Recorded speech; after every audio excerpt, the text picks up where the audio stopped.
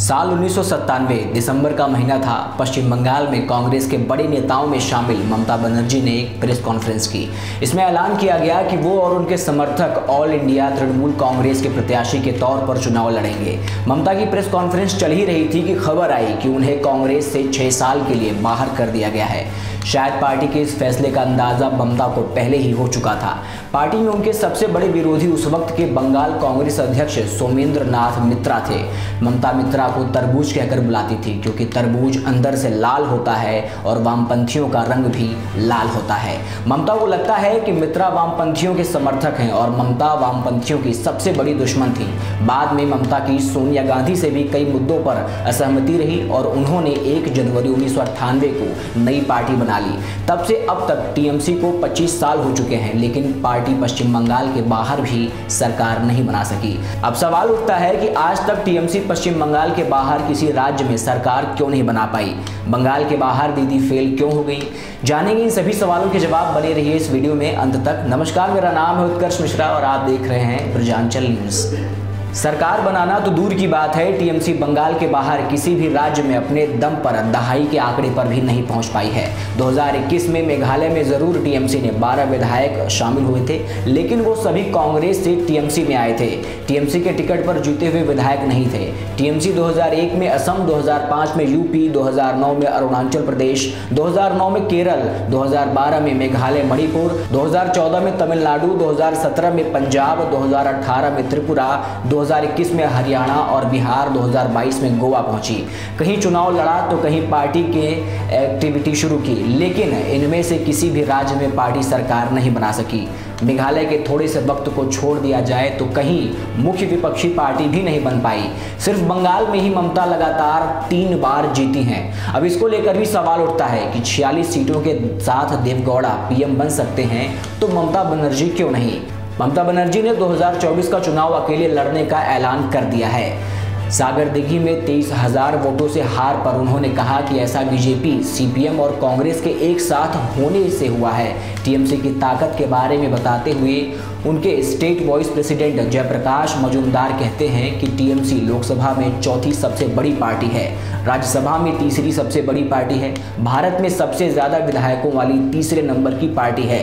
UP और महाराष्ट्र के बाद पश्चिम बंगाल से ही सबसे ज्यादा 42 सांसद संसद पहुंचे हैं। मजूमदार के मुताबिक आगामी लोकसभा चुनाव में पार्टी ने 40 लोकसभा सीटें जीतने का टारगेट रखा है।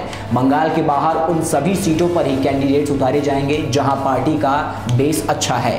टीएमसी नेताओं को लगता है कि अगर 1996 में 46 सीटों के साथ जनता दल के देवगौड़ा प्रधानमंत्री बन सकते हैं तो फिर 2024 में ममता बनर्जी क्यों नहीं?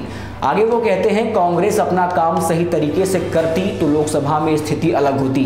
अब हम देख रहे हैं कि मध्य प्रदेश, छत्तीसगढ़, राजस्थान और कर्नाटक में कांग्रेस किस तरह से चुनाव लड़ती है, इसके काफी कुछ साफ हो जाएगा।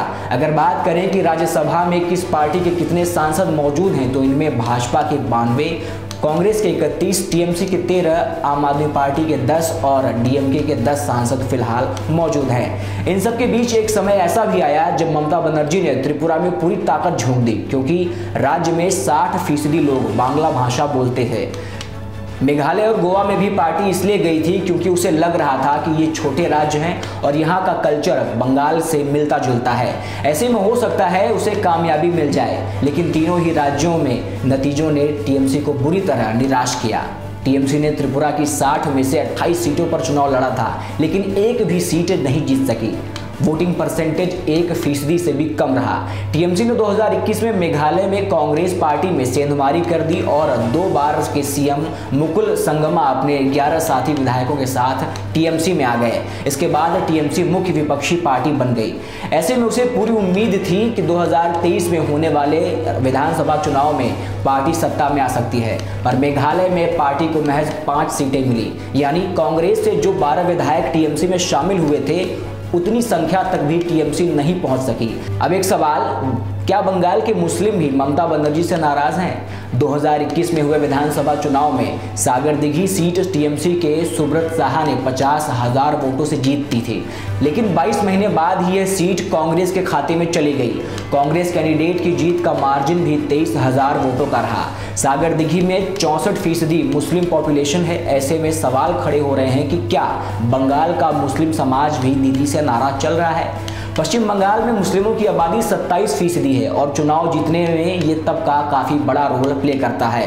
अब तक मुस्लिम ममता बनर्जी को एक तरफा जिताते आए हैं। लोकसभा चुनाव के पहले ममता को मिल रहे संकेत ठीक नहीं लग रहे हैं। पश्चिम बंगाल में बड़े लेवल पर करप्शन के मामले सामने आए हैं।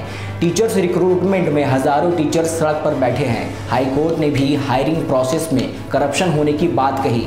बीरभूम में जो हिंसा हुई उसमें माइनॉरिटी कम्युनिटी के लोग ही मारे गए। ममता सरकार में नंबर 2 रहे मंत्री से लेकर उनके खास अनुव्रत मंडल तक सलाखों के पीछे हैं। ऐसे में कहा जा रहा है कि ममता के लिए बंगाल को बचाना ही अभी चुनौती हो गया है।